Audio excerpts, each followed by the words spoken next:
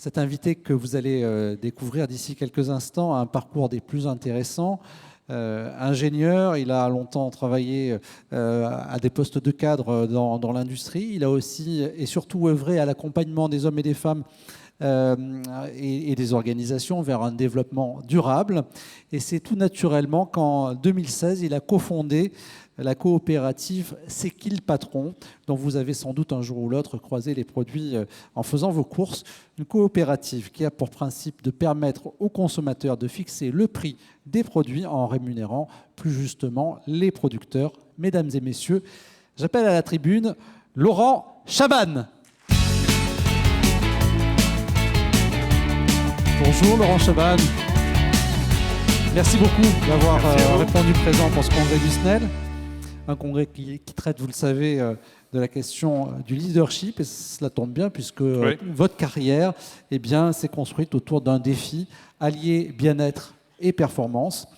Comment est-ce qu'on peut concilier ces deux objectifs? C'est en faisant, je crois, du leader un catalyseur d'énergie positive. Et vous avez 20 minutes devant vous pour nous présenter cette conception qui, avec les mutations économiques et les enjeux environnementaux, gagne chaque jour davantage en pertinence. C'est très bien. Merci. Merci, bonjour à tous. Je vais récupérer la petite manette magique. Voilà. Merci de m'accueillir parmi vous et merci à Arnaud de m'avoir fait confiance et de me permettre de pouvoir partager mon expérience avec vous. Donc, la première chose que je voudrais faire, c'est... voilà, je suis là devant vous aujourd'hui. Et la première question qu'on peut se poser, c'est mais comment ça se fait que je suis là devant vous? D'accord? Qu'est-ce qui a amené dans ma vie le fait qu'aujourd'hui je suis devant vous? Donc je voudrais revenir 5 minutes un petit peu sur mon histoire, non pas pour faire de l'égocentrisme, mais pour vous mettre en perspective globalement le fait que je sois ici. Donc moi je suis un enfant issu d'une famille nombreuse, puisqu'il y a mes parents avaient 4 enfants, ont 4 enfants, aujourd'hui encore. Et j'ai vécu les 9 premières années de ma vie à Madagascar, où mon grand-père était ingénieur et dans les années 30 avait créé sa propre entreprise là-bas, loin de la France, une entreprise dans l'agroalimentaire. Et mon père est allé travailler avec lui à un moment donné, ce qui fait que j'ai passé les 9 premières années de ma vie là-bas. Mon grand-père était un leader en tant que tel, charismatique, paternaliste, à l'ancienne, respecté, craint aussi. Donc ça vous donne déjà une perspective de ce que peut être un leader, en tout cas, ou un modèle de leader autour de ça. Ensuite, j'ai fait des études, et puis, par la force des choses, je suis devenu ingénieur, comme mon grand-père. Vous voyez que l'histoire, quelque part, elle n'est pas innocente. Autour de ça, on est tous marqués par son histoire. J'ai commencé ma carrière à la CEITA, donc le monde du tabac, qui est si décrié aujourd'hui. Il y a une vingtaine d'années, ça l'était déjà, mais pas autant. J'y ai passé une grande partie de ma carrière. Et quelque part, cette entreprise avait bien sûr un produit qui était décrié en tant que tel. Donc quand vous êtes manager d'une entreprise comme ça, c'est pas évident de trouver de la motivation pour vos équipes, etc. Et quelque part, ça a été une chance, je l'ai trouvé, parce que globalement, l'orientation, c'était de pouvoir se consacrer à ces équipes et de faire en sorte quelle pouvait être la fierté pour des gens qui fabriquaient des cigarettes que de travailler dans cette entreprise. C'était la fierté d'être bien ensemble, de pouvoir travailler du mieux qu'on pouvait autour de ça. Et donc c'est là que je pense que j'ai appris aussi à essayer d'allier bien-être et puis performance dans l'entreprise. Donc voilà un petit peu le parcours industriel, on va dire, autour de ça. Et puis à un moment donné, après 20 ans passés dans l'industrie, j'ai décidé qu'il était temps que je partage et que je transfère. Donc j'ai quitté une situation, on va dire, de confort pour me lancer dans ma propre entreprise et devenir un consultant, comme on dit souvent, mais surtout un transmetteur. C'est comme ça que je le vois. Pour essayer de pouvoir partager ce que j'avais appris pendant ces 20 ans de carrière et qui avait fait en sorte que globalement, les équipes que j'avais pu encadrer soient devenues des équipes performantes et reconnues en tant que telles. Donc j'ai fait ça pendant quelques années et puis aussi motivé par le fait que je voulais que quelque part ce que je pouvais recommander soit une réalité, j'ai créé, donc co-créé avec mon frère Nicolas, Laurent Pasquier, un autre compère, une aventure incroyable qui s'appelle C'est qui le patron, qui est une initiative qu'on a lancée en 2016 et qui consiste, comme vous l'avez très bien dit, à remettre le consommateur aux manettes de sa consommation et de faire en sorte qu'il puisse définir le cahier des charges du produit qu'il souhaite voir et qu'il souhaite acheter, bien sûr d'un point de vue qualitatif, mais aussi d'un point de vue social. C'est-à-dire que moi, par exemple, je ne souhaite plus acheter un produit qui ne rémunère pas correctement son producteur, d'accord, mais aussi d'un point de vue environnemental. J'y reviendrai, d'accord. Juste pour la petite histoire, et je ne veux pas casser l'ambiance, mais autour de ça, sachez qu'aujourd'hui, en France, il y a 2 agriculteurs par jour qui se suicident, d'accord. Donc, ce n'est pas un petit problème, c'est une réalité très sérieuse, d'accord, et qui nous a amené, en 2016, à essayer de vouloir apporter notre pierre à ça et essayer de changer les choses. Donc, pour ça, je vais essayer de partager avec vous 3 notions qui me paraissent importantes et qui ont piloté un petit peu ma carrière autour de ça et qui ont fait que, globalement, le leader puisse être un catalyseur d'énergie. La première chose, c'est le bon sens. Donc, je vous ai mis une petite équation, j'espère que je ne me suis pas trompé dans les calculs. Autour de ça, il y a peut-être des profs de maths dans la salle, donc j'espère que je ne me suis pas trop trompé. D'où elle sort cette équation-là? Cette équation-là, elle est illustrée par la démarche C'est qui le patron? Elle part du bon sens, qui est de dire qu'on était dans un monde de la consommation où, globalement, vous alliez acheter dans votre grande surface vos produits qui étaient eux-mêmes produits par des industriels qui s'approvisionnaient auprès des producteurs. Et on était dans un monde, sur lequel je reviendrai juste après, où globalement le producteur était au bout de cette chaîne et subissait ça. Et puis, à un moment donné, il y a eu des cris d'alarme, des cris d'alerte, peut-être que je viens de vous le dire. Et on nous a interrogés en disant « Mais vous qui êtes en train de démarrer cette initiative, est-ce que vous ne pouvez pas faire quelque chose pour les producteurs de lait en France ?» Donc on est allé les rencontrer. Et la première question qu'on leur a posée en disant « C'est pas possible, vous ne pouvez pas continuer à ne pas vivre. Un producteur de lait démarre sa journée, il perd 500 €. D'accord ? Donc imaginez ce que ça peut être. D'accord ? Donc on leur a dit « Mais soyons simples, ayons du bon sens. Combien il faudrait qu'on puisse payer en plus sur votre litre de lait pour que vous puissiez vivre dignement de votre travail ?» D'accord ? Et puis, à la réflexion, en discutant avec eux, on s'est aperçu que c'était 8 centimes par litre. D'accord ? Combien un Français boit de litres par an? 50 en moyenne. D'accord ? 50 litres fois 8 centimes, 4 €. D'accord ? C'est l'équation que vous avez ici. Donc, est-ce que pour 4 €, moi, consommateur, j'accepte qu'à l'autre bout de la chaîne, j'ai un producteur qui soit en train de ne pas s'en sortir, au pire de pouvoir mettre sa vie en danger, etc., que sa famille ne puisse pas transmettre, prendre l'exploitation? Je dis c'est pas possible. On s'est dit c'est pas possible, il faut qu'on change quelque chose par rapport à ça. Et donc on a mis en place cette démarche-là, et en 3 ans, on est passé de 5 millions de litres de lait la première année à 150 millions de litres de lait aujourd'hui au bout de 3 ans, donc ce qui est un succès incroyable qui nous a dépassés et qui est, je veux dire, un phénomène en tant que tel et qu'on ne s'appropriait pas, on ne s'approprie pas aujourd'hui puisque c'est globalement la démarche de l'ensemble des consommateurs qui adhèrent à cette initiative. Donc tout ça pour vous montrer que ça part du bon sens.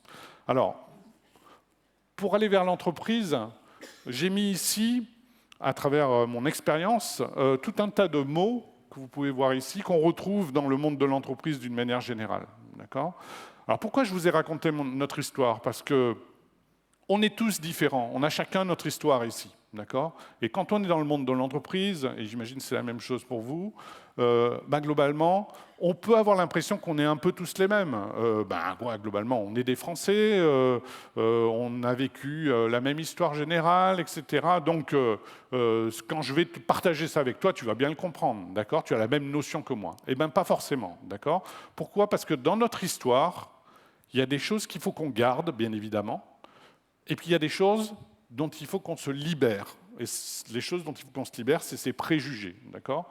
Donc, j'ai mis ces mots-là, et par exemple, travail et plaisir, dans beaucoup d'entreprises dans lesquelles je suis passé ou que j'ai accompagné, c'est pas évident. Hein. Le travail, c'est dur. Il faut travailler dur dans la vie pour réussir, hein, etc. Donc, le plaisir et le travail, c'est un peu compliqué de le mettre ensemble. Ça demande un reparentage autour de ça.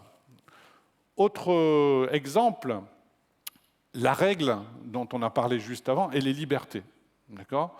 Quand je vous dis règle, si je vous faisais une carte mentale au tableau, je n'ai pas le temps de le faire, mais ça aurait été avec plaisir, la règle, c'est plutôt vu comme une contrainte. D'accord ? Et bien la règle, ça permet aussi. D'accord ? Et ça donne de la liberté.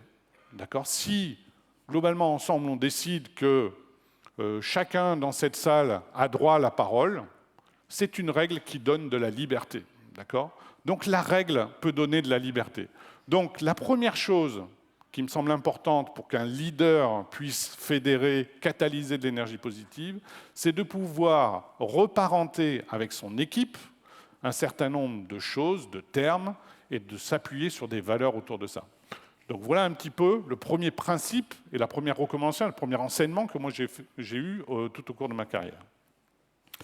La deuxième dimension, elle s'apparente au modèle, je vais revenir sur ce qu'est le patron pour illustrer ce qui est là.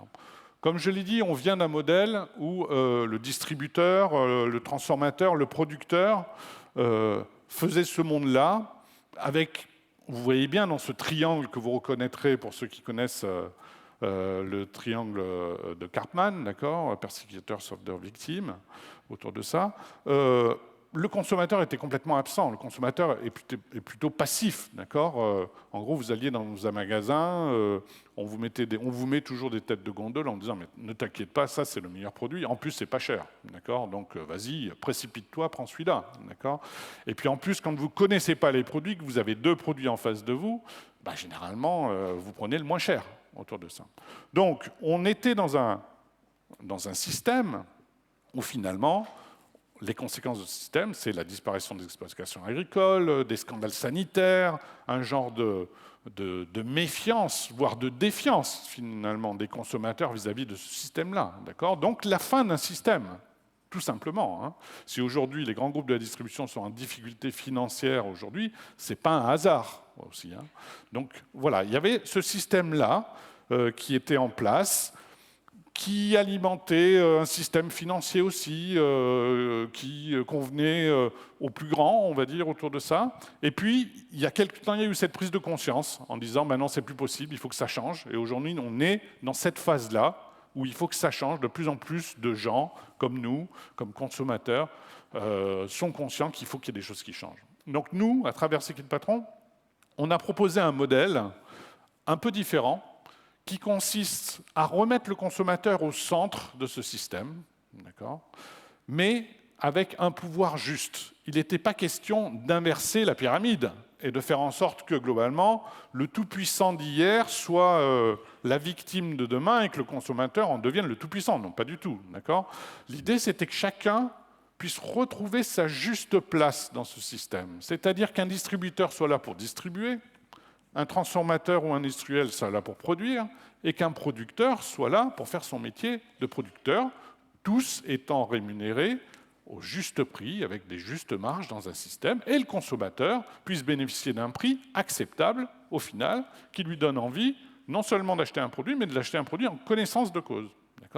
Donc c'est ce modèle-là qu'on développe maintenant depuis 3 ans, et qui fait en sorte que, globalement, on remet un équilibre et qui change complètement les choses, parce que aujourd'hui, à travers un système de questionnaires que vous pouvez retrouver en ligne sur le site de C'est qui le patron, finalement, on donne ce pouvoir au consommateur de pouvoir s'informer d'abord, de savoir qu'est-ce qui est derrière son produit, de pouvoir l'impact financier à travers le choix qu'il fait. Est-ce que je veux que mon produit soit avec ou sans OGM ? Qu'est-ce que ça veut dire déjà avec ou sans OGM ? Quel impact prix ça a ? Est-ce que je veux que mes vaches voient le prêt ou ne voient pas le prêt? Quel type d'alimentation je veux qu'elles aient? Est-ce que je veux que mon emballage soit éco-responsable ou pas? Est-ce que je veux avoir un produit bio, pas un produit bio? Tout ça, c'est autant de questions qu'on doit se poser. Nous, on facilite cette réflexion-là et on essaie de pouvoir le proposer. Donc tout ça pour vous dire que notre rôle premier, quelque part, c'est un rôle éducatif, qui fait en sorte qu'on redonne de l'information auprès de l'ensemble des consommateurs que nous sommes, de manière la plus simple possible, parce qu'on n'est pas des experts de chaque domaine, et ça nous permet de pouvoir proposer quelque chose qui, aujourd'hui, répond à l'attente d'un certain nombre. Donc tout ça, c'était pour vous montrer globalement la bascule d'un système vers l'autre. C'est-à-dire que de ce système persécuteur, sauveteur, victime, on va vers un système plus responsable, où globalement le consommateur devient actif, d'accord, il est garant globalement des relations avec les uns et les autres, tout au long du processus de la chaîne économique. Voilà un petit peu le modèle de ce qu'est le patron. Alors j'ai essayé de transformer ça en une notion plus générale qui puisse vous amener en réflexion par rapport à vos établissements, notamment, en disant, ben voilà, si finalement je fais le parallèle avec ce que je viens de vous dire, je pars d'une situation où je subis, d'accord ?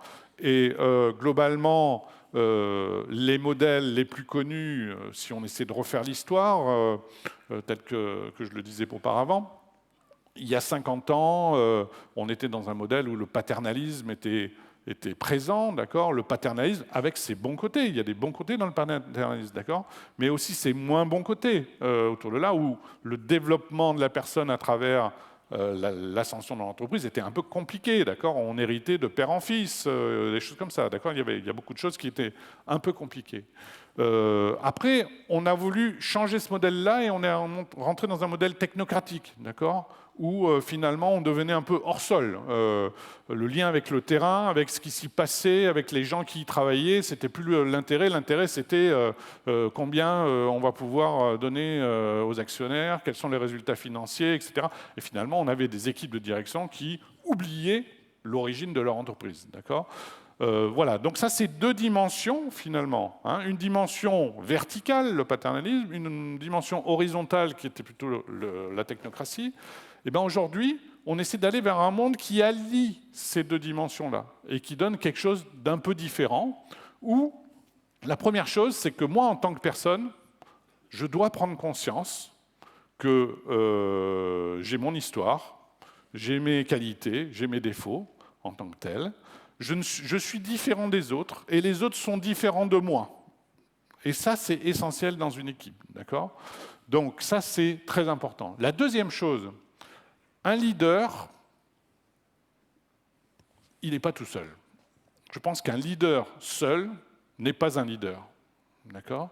Parce que quand on est leader, on entraîne qui ? On n'entraîne pas que soi, on entraîne une équipe, d'accord ?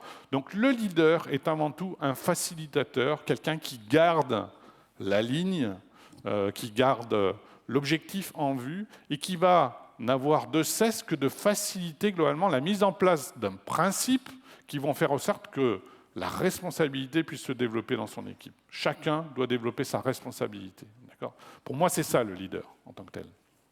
Donc, il va devoir fonctionner à travers son équipe. Le leader n'est rien sans équipe, pour moi, autour de ça. Et on va définir ensemble quels sont nos objectifs, quelles sont notre raison d'être. Qu'est-ce qui fait qu'aujourd'hui, j'ai envie d'être dans cette équipe plus qu'une autre ? C'est quand même important. Qu'est-ce qui fait que, en tant que chef d'établissement, j'essaie de faire un parallèle avec votre domaine, d'accord ? Qu'est-ce qui fait que les gens qui sont dans mon équipe ont plus envie d'être dans mon établissement plus qu'un autre, d'accord ? Au fond, c'est une question, je pense, qui est essentielle à se poser en tant que telle. Ensuite, bien sûr, une fois qu'on a mis ça à plat, qu'on a des principes, qu'on a partagé, qu'on s'est rassuré sur le fait qu'on a des valeurs communes et un objectif commun, là, ça nous permet chacun de prendre notre place, d'accord ? Et de pouvoir s'exprimer dans son domaine en tant que tel. Et puis ensuite, comme je le dis sur la dernière colonne, connaissant ces règles, on peut avancer entre nous, avec les élèves, avec les corps enseignants, les autres établissements. On a des interactions qui se créent en connaissance de cause, qui développent de la confiance, donc de la responsabilité. Parce que là aussi, je reviendrai pas sur le slide d'avant, mais responsable, qui est un mot très important, d'accord ? La responsabilité, c'est essentiel dans le développement de la performance d'une équipe, bien évidemment. Mais responsable est aussi un terme un peu buggé, d'accord ? Bien souvent en entreprise, quand il y a quelque chose qui se passe mal, on dit « mais qui est le responsable de ça ?» peux vous dire qu'il n'y a pas grande main qui se lève pour dire c'est moi. Donc demain, quand on cherche des responsables, c'est un peu compliqué dans l'entreprise de pouvoir trouver des responsables au sens positif du terme. Donc voilà, il y a tout ce débogage qui est important et qui est essentiel pour que globalement, l'équipe trouve sa place la plus large possible en tant que telle et que le leader puisse accompagner tout ce développement. Donc voilà un petit peu, pour moi, ce leader catalyseur d'énergie positive, c'est un facilitateur. Je suis assez d'accord avec l'intervenant juste avant qui était de dire, globalement, il faut que ce leader donne la vision, donne l'exemple autour de ça, mais plus dans la manière d'être que dans ce qu'il fait au quotidien. D'accord ? Pour moi, c'est ça le point. Je finis juste, après je vous laisse la parole, avec quelque chose qui me paraît important. La professionnalisation et la responsabilisation qui étaient importantes. Je veux juste finir là-dessus parce que pour moi c'est important et c'est essentiel dans la manière de manager les choses. On partait d'indicateurs dans les interventions précédentes. La première chose, c'est qu'on peut être un leader technique. D'accord ? Bien souvent, des experts, globalement, techniques dans leur domaine, ce sont des leaders. D'accord ? Donc, bien sûr qu'on a commencé par ça dans la vie il y a 50 ans. On était avant tout des leaders techniques et on progressait dans l'organisation et dans l'entreprise parce qu'on était un leader technique. La deuxième chose, ensuite, avec la technocratie, sont arrivés les leaders de gestion. D'accord ? Les meilleurs gestionnaires, les meilleurs financiers, etc. Et bien souvent, on a oublié et on oublie toujours le quatrième domaine qui est la relation. C'est qu'aujourd'hui, on attend d'avoir des leaders de la relation. Donc aujourd'hui, en évaluation de performance des équipes, voire des individus, il est pour moi indispensable que vous ayez des indicateurs qui soient dans tous ces domaines-là. Le technique, la gestion, mais aussi la relation. C'est-à-dire qu'un expert imbuvable dans une entreprise ne devrait pas être noté correctement. D'accord ? Un gestionnaire de finances incroyable qui n'a aucune capacité à partager dans l'équipe ne devrait pas être évalué correctement. Donc ces domaines-là sont pour moi essentiels globalement pour pouvoir amener une certaine équité, un certain équilibre qui fait en sorte que globalement l'équipe peut naître. Voilà un petit peu rapidement balayé, j'espère que j'ai respecté à peu près mon temps. Je vois qu'on me fait signe. Écoutez, à partir de ça, j'espère que ça vous permettra d'écrire votre histoire aussi dans les mois qui viennent et dans les années qui viennent. Merci beaucoup, Laurent Chaban, pour ce beau témoignage et cette contribution au débat.